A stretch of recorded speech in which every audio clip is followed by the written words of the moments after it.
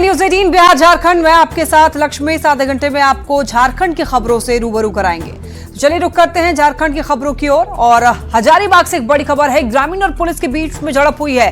केरडारी में माइंस बंद कराने के दौरान झड़प हो गई ग्रामीण और पुलिसकर्मी के बीच में, जिसमें 4 पुलिसकर्मी घायल हो गए हैं। एक की हालत गंभीर बताई जा रही है। घायल जवान को अस्पताल में भर्ती कराया गया। आपको बता दें कि कई ग्रामीणों के घायल होने की खबर है। पुलिसकर्मियों ने 2 युवकों को हिरासत में लिया है। हिरासत में लिए गए ग्रामीण युवकों के रिहाई की मांग को लेकर के ग्रामीण जो है धरने पर बैठे हैं। सूचना मिलते ही केरडारी सीओ, थाना प्रभारी, बड़कागांव एसडीपीओ मौके पर पहुंचे।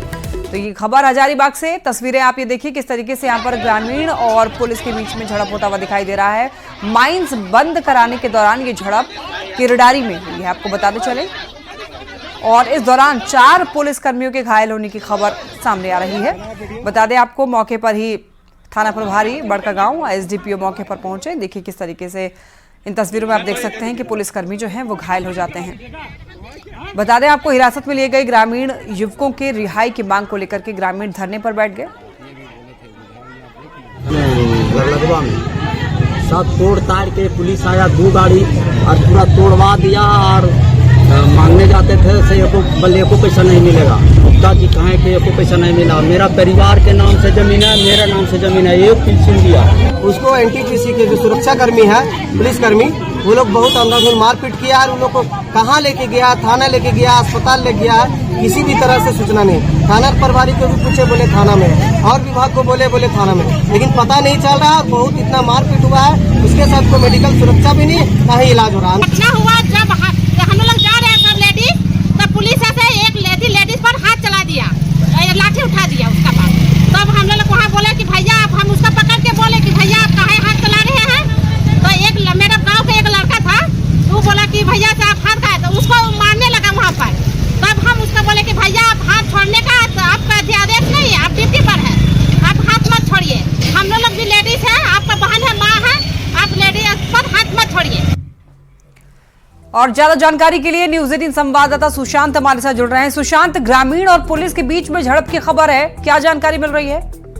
देखिए, आपको बताते चले कि जिस तरीके से यह बड़कागांव और केरेडारी क्षेत्र में यह जो घटना घटित हुई है, ऐसे में जो है 4 पुलिसकर्मी जो है वो घायल बताए जा रहे हैं। उसके बाद जो जिस तरीके से जो वहां पे झड़प जैसी स्थिति बनी, उसके बाद जो है 2 लोगों को पुलिस ने जो है वो गिरफ्तार भी कर लिया और उनसे जो है पूछताछ की जा रही है। आपको बता दें, जिस तरीके से हालात बने हुए थे, ऐसे में जो है काफी तनाव की स्थिति देखी जा रही थी। वरीय अधिकारी मौके पर पहुंचे और उसके बाद जो है लोगों को समझाने बुझाने का कार्य किया। उसके बाद जो है हालात जो है वो सामान्य देखने को फिर मिलने लगा। जी सुशांत, ये बीच में झड़प कैसे आखिर हुई ग्रामीण और पुलिस के बीच में? वहां पर आखिर ये ऐसी क्या बात हो गई? देखिए, आपको बताते चले कि जिस तरीके से लगातार जो वहाँ के प्रभावित है, जो कोल खनन क्षेत्र प्रभावित है, वो अपनी मांगों को लेकर हमेशा वो धरना पर बैठे हुए थे। और आज अचानक जो धरना पर उन्होंने जो है वो बैठा हड़ताल का जो है वो किया और पुलिस जो है समझाने बुझाने का कार्य किया। और जो है ग्रामीण जो है अपने मांगों को लेकर वो बैठे हुए थे। इसी को लेकर, किसी बात को लेकर जो है वो बात बढ़ी और उसके बाद जो है जो स्थिति है वो उत्पन्न हो गई। जी, और झड़प के दौरान कई लोगों के घायल होने की भी खबर है सुशांत। जी, अगर पुलिस की तरफ से अगर हम बात करें तो 4 पुलिसकर्मी घायल बताए जा रहे हैं। उन लोगों को इलाज के लिए जो है हजारीबाग का SBMCH भेजा गया है। वहीं अगर हम ग्रामीण की तरफ से बात कर ले तो 2 लोगों को जो है पुलिस ने अपने कब्जे में उन लोगों को ले लिया है और उनसे पूछताछ कर रही है। ठीक है सुशांत, बहुत धन्यवाद आपका इन तमाम जानकारियों के लिए।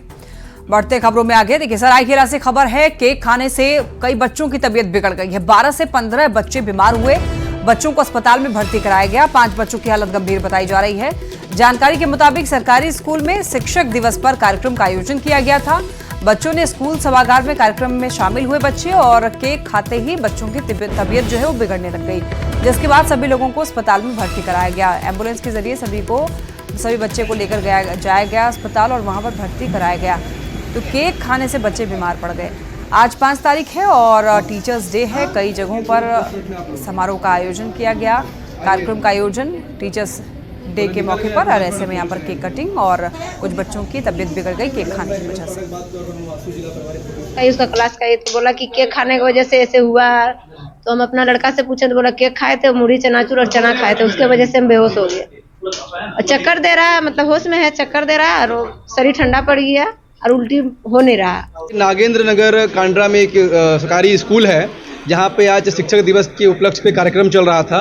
उस कार्यक्रम के दौरान बच्चों को केक और मिक्सचर कुछ नाश्ता के लिए वहाँ पर दिया गया और खाने के तुरंत बाद ही ये करीबन 15 से 20 बच्चे हैं जिनका हालत बहुत गंभीर रूप से हुआ है। 7 से 8 बच्चों को यहाँ भी लाया गया है और कुछ ऐसे बच्चे जिनको सदर में एडमिट किया गया है। कुछ बच्चों का हालत बहुत गंभीर भी है, लेकिन सबसे बड़ा विषय है कि आखिर बच्चों को जो नाश्ता कराया गया वो लाया कहाँ से गया था। और उससे बड़ा गंभीर विषय है कि स्कूल प्रबंधन से एक लोग भी बच्चों को झांकने नहीं आए हैं। और ज्यादा जानकारी के लिए न्यूज 18 संवाददाता आशीष तिवारी हमारे साथ जुड़ रहे हैं। आशीष, देखिए, केक खाने की वजह से कुछ बच्चों की बीमार होने की खबर सामने आ रही है। कितने बच्चे जो कि अस्पताल में भर्ती कराए गए? जी, आपको बता दूं कि सरायकेला जिले के कांडा थाना क्षेत्र में एक सरकारी स्कूल था और शिक्षक दिवस है आज। इसी दौरान कार्यक्रम का आयोजन किया गया था, रंगारंग कार्यक्रम बच्चों के बीच किया गया था और इसी दौरान स्कूल प्रबंधन द्वारा केक और कुछ नाश्ते का प्रबंध किया गया था। और इसी दौरान जब केक खाने से 15 से 20 बच्चे जो है वो उल्टी और उनकी अचानक से बेहोशी की हालत में सांस लेने में प्रॉब्लम होने लगी। उसके बाद आनंद फानन में आपको बता दूं कि ग्रामीण, वहाँ के स्थानीय ग्रामीण और परिवार के लोगों ने उन्हें पहले सरायकेला के सदर अस्पताल ले गए। वहाँ से 5 से 6 की संख्या में जो बच्चे को गंभीर देखा गया उनको वहाँ से जमशेदपुर रेफर किया गया, जहाँ एमजीएम अस्पताल में उनका इलाज चल रहा है। अभी टोटल आपको बता दूं कि 12 से 15 बच्चे इस बीमारी की चपेट में आए हुए हैं। हालांकि सबसे बड़ा सवाल ये उठता है कि केक कहाँ से लाया गया। वहीं इस घटना के बाद स्कूल प्रबंधन की ओर से किसी को बच्चे को अस्पताल नहीं पहुंचाया गया। वहाँ के ग्रामीण और उनके परिवार के लोगों द्वारा उनको अस्पताल पहुंचाया गया है। तो कहीं ना कहीं जो है लापरवाही भी स्कूल प्रबंधन द्वारा हुई है। मगर आपको बता दूं कि अब जांच का विषय है कि केक में क्या था, क्या केमिकल था जिसकी वजह से बच्चों की तबीयत अचानक से बिगड़ी है। मगर अभी भी 4 से 5 बच्चे जो है जो जमशेदपुर के एमजीएम अस्पताल में भर्ती है वो काफी गंभीर है। जी ठीक है आशीष, बहुत धन्यवाद आपका इन तमाम जानकारियों के लिए। रांची के 2 स्कूल में चोरी की खबर सामने आई। आपको बता दें कि सनसनी वारदात से पुलिस पर भी अब सवाल खड़े होने शुरू हो गए हैं। चोरी के बाद चोरों ने गेट पर लिख करके छोड़ करके वहां से चोर नहीं जरूरतमंद है, पर इस सफाई से इन चोरों का गुनाह कम नहीं हो जाता है।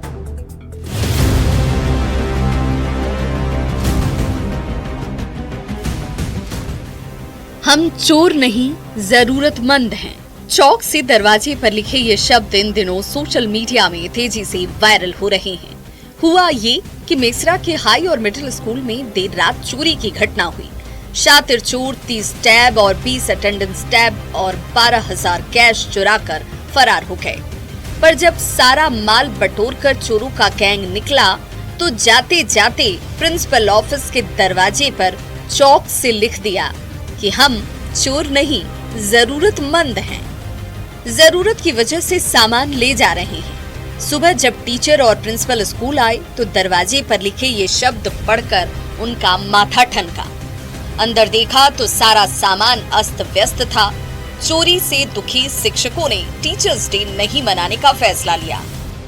हम लोग शिक्षक दिवस नहीं मना रहे। हम लोग के स्कूल में लाखों की चोरी हुई है तो हम लोग का दिल गवारा नहीं कर रहा कि हम लोग शिक्षक दिवस, क्योंकि जो बच्चा जो है वो शिक्षक को सम्मान देता है, इसलिए टीचर्स डे मन, लेकिन वो हम लोग को सम्मान मिला नहीं। तो हम लोग को तो बहुत तकलीफ हुई, दिली तकलीफ हुई कि मतलब हम लोग, इसलिए हम लोग नहीं बनाए टीचर्स डे। स्कूल प्रांगण में घुसे तो ताला टूटा हुआ मिला और उसमें से जैसे हम लोग का प्रैक्टिकल का सामान है और साइंस लैब का उसको तितर बितर कर दिया गया और जो गेम का सामान था बक्सा में उसका ताला को भी तोड़ा गया। शातिर चोरों के गैंग ने दोनों स्कूल से कीमती सामान भी चुरा लिए और गेट पर टूटी फूटी भाषा में सफाई भी लिख दी। इससे एक बार फिर से साबित हो गया कि अपराधियों का मनोबल किस कदर बढ़ गया है। मेसरा का हाई स्कूल और मिडिल स्कूल एक ही कैंपस में है, पर स्कूल के चारों ओर कोई बाउंड्री वॉल ही नहीं। छुट्टी होते ही नशेड़ियों का हुजूम अड्डा यहाँ बना लेता है। कहा जा रहा है कि चोरी के पीछे इन्हीं नशेड़ी और लोकल गैंग का हाथ हो सकता है। जो मिडिल स्कूल और हाई स्कूल का कैंपस एक ही है, इसमें बाउंड्री वॉल नहीं है। बाउंड्री वॉल नहीं होने के कारण असामाजिक तत्वों का आना जाना लगा रहता है। नशेड़ी व्यक्ति विद्यालय अवधि के बाद इस परिसर में प्रवेश कर जाते हैं और उन्हीं लोगों के द्वारा ऐसा अनुमान है कि ये इस घटना को अंजाम दिया गया होगा। एक साथ हुई चोरी की इन वारदातों ने लॉ एंड ऑर्डर को लेकर गंभीर सवाल तो जरूर खड़े कर दिए हैं। वहीं मेसरा पुलिस इस सनसनीखेज वारदात में शामिल अपराधियों का पता लगाने में जुट गई है। ओम प्रकाश, न्यूज 18 रांची।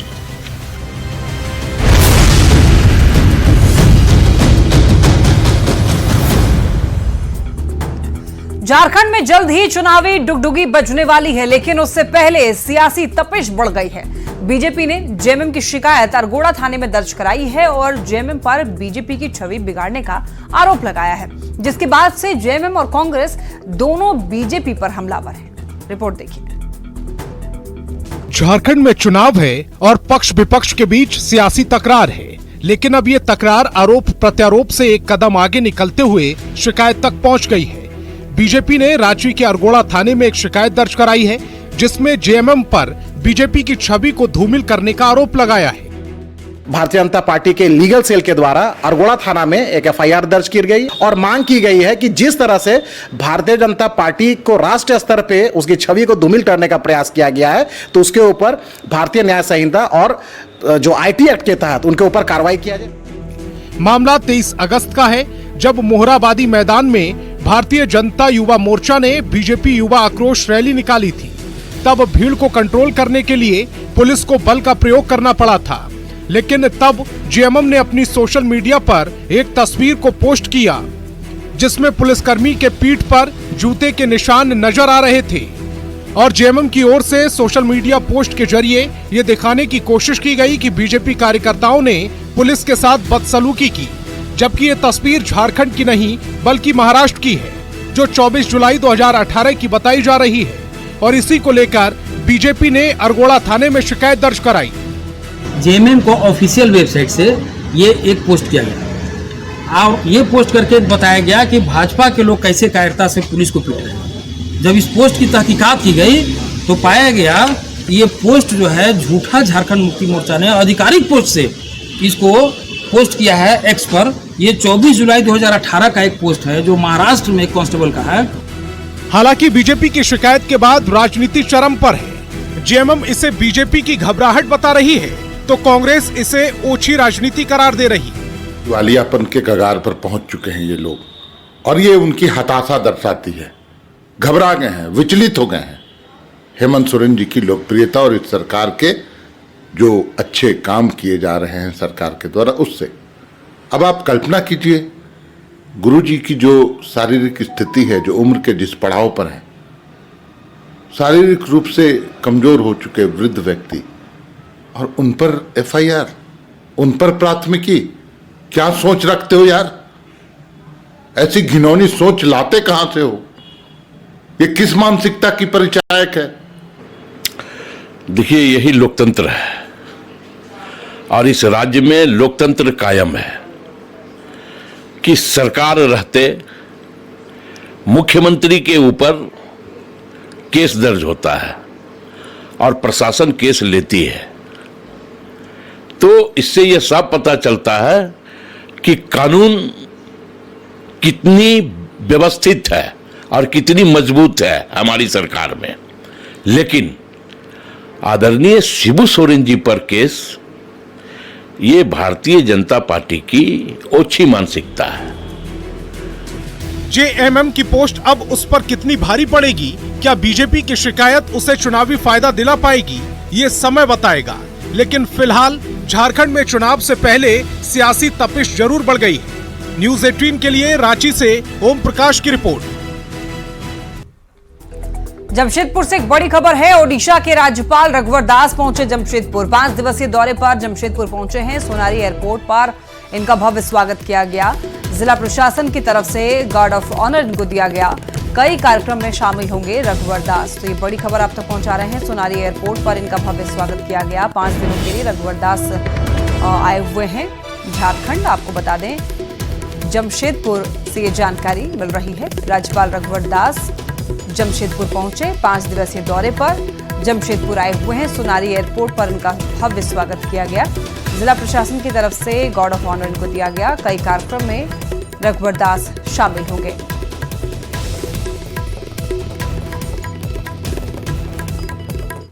अब आपको सिमडेगा लेकर चलते हैं, जहां पर राज्यपाल संतोष गंगवार का पारंपरिक तरीके से स्वागत किया गया और इसके बाद उन्होंने कोलेबरा पंचायत भवन में जनसंवाद किया। लोगों की समस्याओं को सुना और सभी समस्याओं के समाधान का आश्वासन भी लोगों को दिया। इसके बाद राज्यपाल ने विभिन्न योजनाओं के लाभुकों के बीच में परिसंपत्तियों का वितरण भी किया और कहा कि जनता के लिए कई योजनाएं चलाई जा रही है। सरकार का प्रयास है कि सभी जरूरतमंदों को इन योजनाओं का लाभ मिल पाए।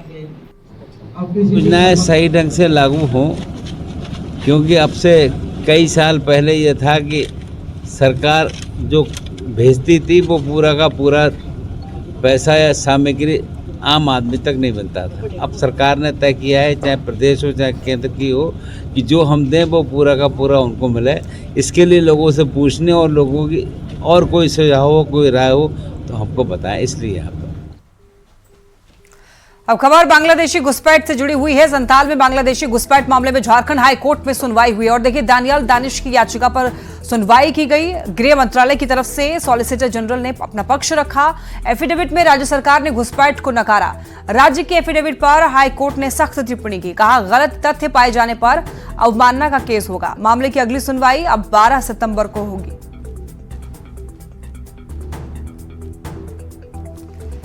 आइए अब आपको समझाते हैं कि झारखंड में बांग्लादेश घुसपैठ का मामला क्या है और इस पर आखिर बवाल क्यों मचा हुआ है।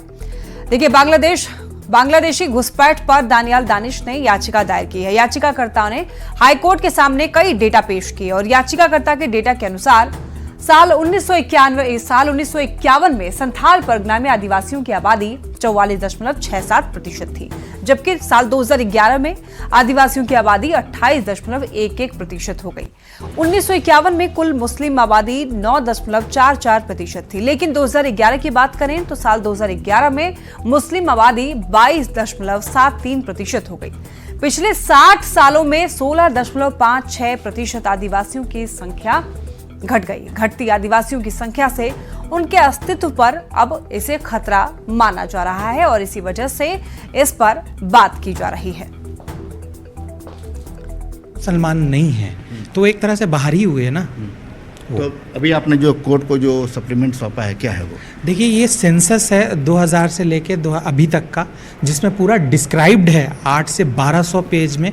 और जो मैंने सप्लीमेंट्री के माध्यम से आज डेट था तो मैंने कोर्ट को दिया है और आने वाले डेट में जो अभी नेक्स्ट डेट है 12 तारीख को, उसमें मैं भी काफ़ी 2019 से 2024 में किस तरह से मतदाता सूची में जो गड़बड़ियाँ हुई हैं वो मैं कोर्ट को सौंपूंगा। लेकिन राज्य सरकार ने जो एफिडेविट किया है उसमें 0 इन्फिल्ट्रेशन दिखाया गया है।